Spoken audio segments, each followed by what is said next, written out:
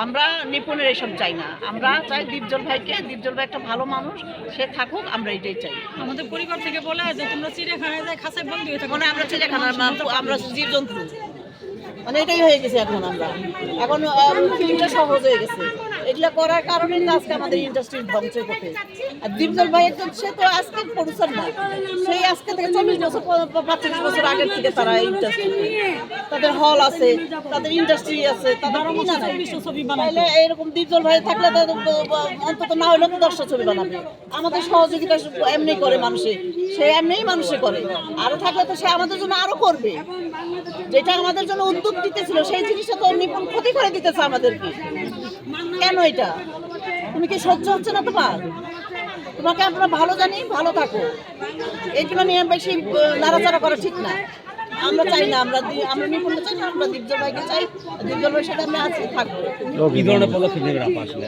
এখন আমরা যদি সে না বন্ধ করে, আমরা হয়তো আমরা এইভাবে মিছিল মিটিং করবো, আমরা প্রধানমন্ত্রীর কাছে আমরা এটাকে ইয়া করার চেষ্টা করবো।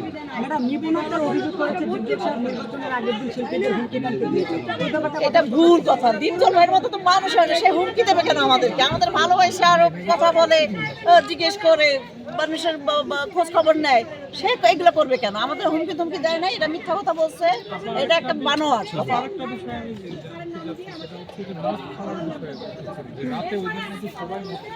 কোথায়?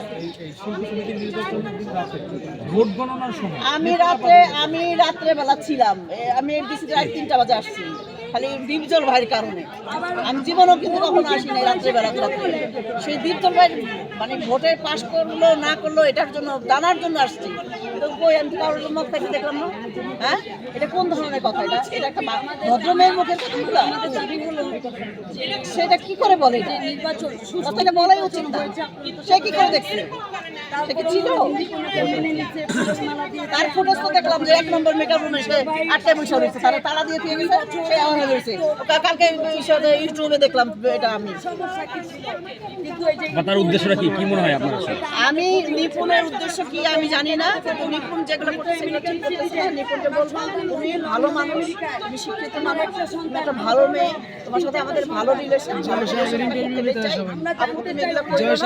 তুমি বন্ধ করো, আমাদের সাথে। Thank you.